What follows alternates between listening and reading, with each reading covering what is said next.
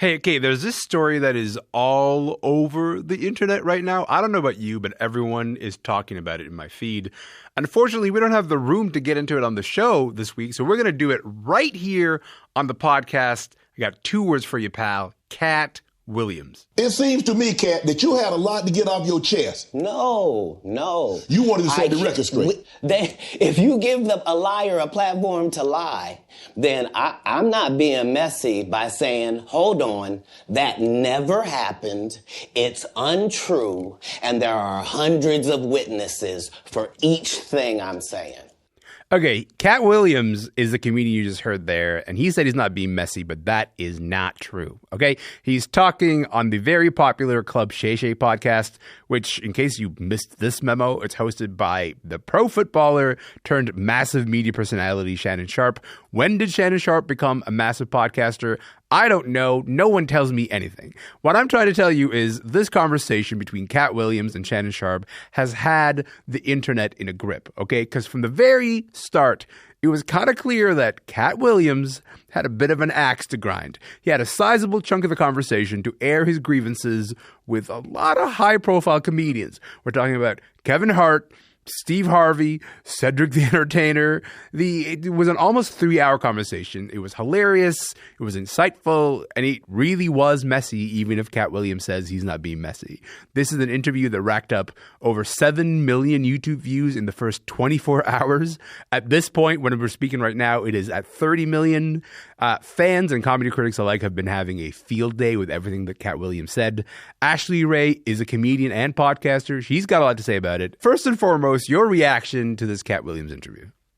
It was perfect. I'm a longtime Katt Williams fan. I've loved him since Comic View, when my mom was saying, you shouldn't be watching this. It's a fun interview sprinkled with some lies. But at the heart of it, there is this truth. And I think he wanted to really showcase, hey, this isn't a journalist thing. This is a hangout where you have let people kind of lie. And so I'm going to make some jokes where I lie, but I'm going to get the truth out there.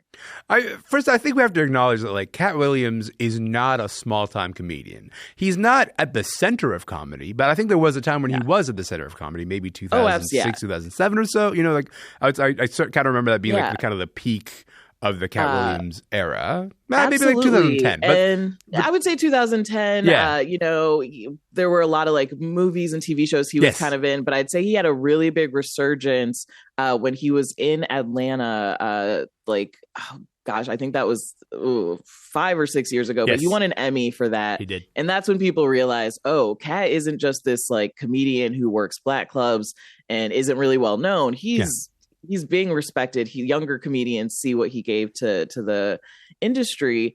And, I think from there, he's been able to define his own path. And I think people say, well, you don't have all these like Netflix deals, blah, blah, blah. But I know personally, I get more excited about a new Katt Williams special than a new Dave Chappelle special. Yes. So what is the source of all his vitriol? So it all started when Cedric the Entertainer went on Club Shay Shay and was kind of asked about Katt and mentioned, I've always supported Katt, tried to help him out. He won the Cedric the Entertainer Comedian Award like decades ago. But was kind of doing the same song of, but he gets in his own way, Mm-hmm. So, that's why he isn't as big as he could be, you don't see him up here with me and Steve Harvey.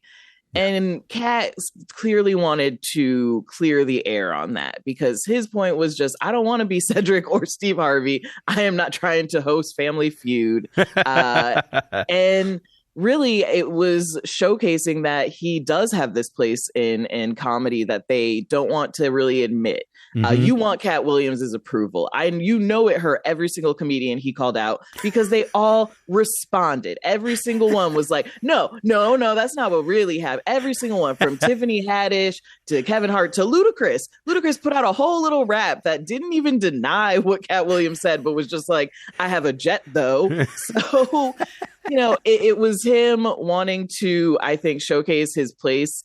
And really also say, I'm not getting in my way. Look at you guys stealing my jokes. Yes. You got where you are because of my work. So also a big part of it was, Cedric or Katt bringing up the fact that Steve and Cedric had stolen jokes from him. And in the time since, the internet has just proven he was right by putting all these clips together where you absolutely see that this was Katt's joke and someone just stole it who was bigger, who, was able to get their foot into Hollywood. And that's really, really just irritating as a comedian.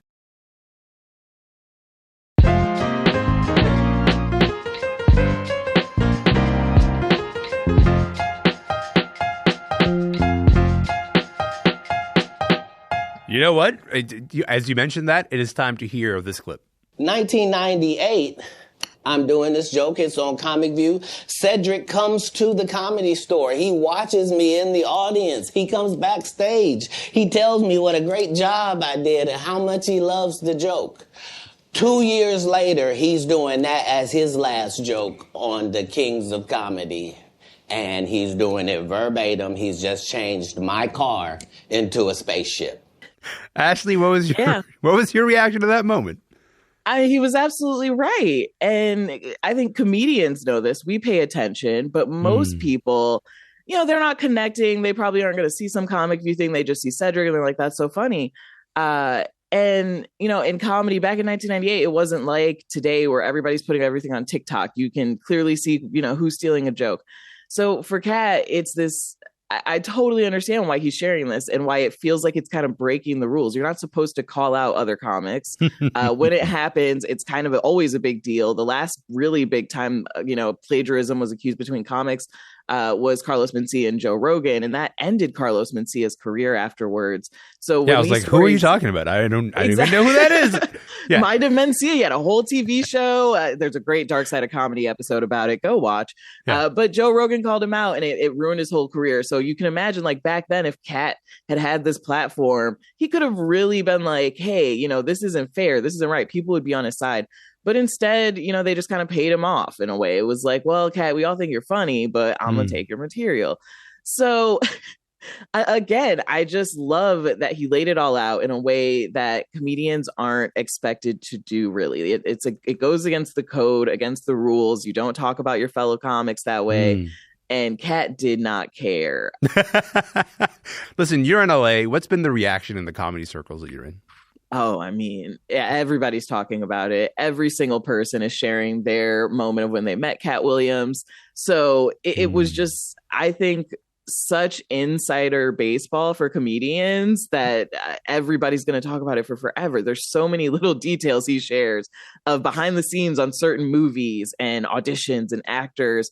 That's just like so juicy. And I mean, I'm just really shocked that it blew up with the mainstream public. I thought this would be one of those interviews that comedians are obsessed with, and everyone else is like, oh, okay, what is Club Shay Shay?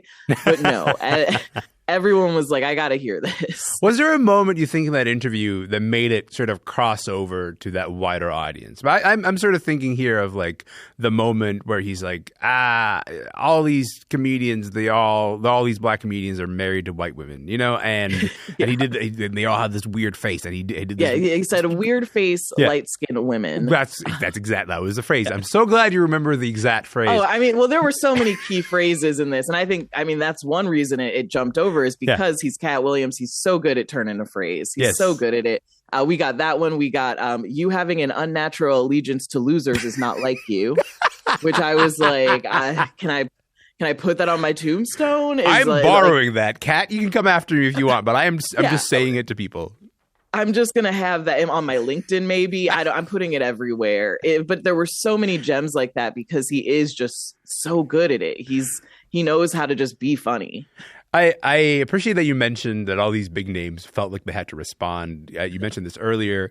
Kevin Hart, Cedric the Entertainer, Ricky Smiley, Ludacris, they've all responded in different ways to Katt Williams and what he was saying.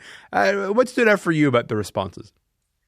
Yeah, I mean, mostly that they don't really say he's lying. People kind of were like... Nobody's denying the charges. Nobody can really deny the charges. Nobody kind of seems to have the evidence to go, no, Katt, I did do that. No, I didn't steal that. I think saying that Kevin Hart was a plant was obviously him exaggerating. Like I said, throughout this interview, Katt exaggerates. He also, I think, mostly lies about himself the most. When he says he read 3,000 books at 10 years old and could speak like 8 languages, I don't believe him. When he says he can run a 4-second 40-yard run, I was like, I don't believe you, Katt. But I do believe you when you say, maybe Kevin had a push in the industry because he was more willing to do what white people wanted him to do. That I understand.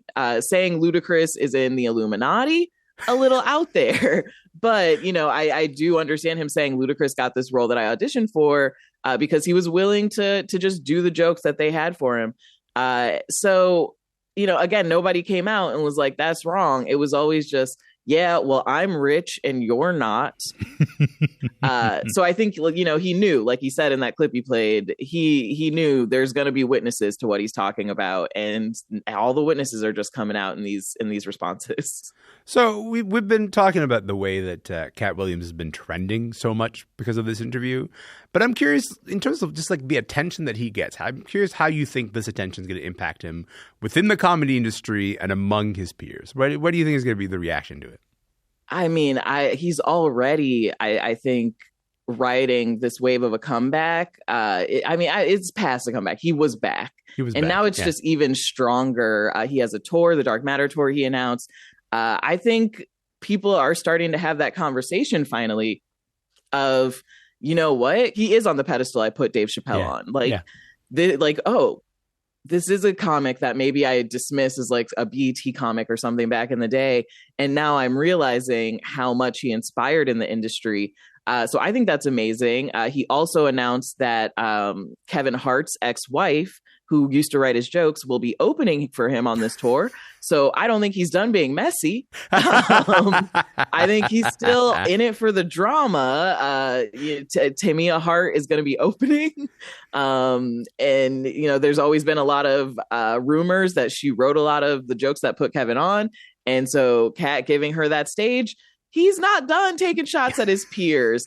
And I do think that's, again, why we'll probably never see Katt starring in as the lead in some Netflix movie or Disney movie. He's not getting a six special Netflix deal. No, he's not going to get that. We're not going to see him, in some family comedy like Eddie Murphy, because he's still going to be Katt Williams at the end of the day. And that was the point of this interview was, he's Katt. He's always been Katt, and he got where he is, and all of his success is because he never had to change who he was.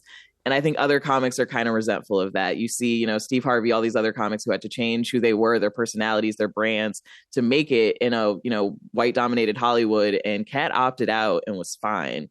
And, I think that's the lesson to take away from it. Katt Williams still setting the bar for everybody else. Ashley, I appreciate you being here. Thank you so much for your time.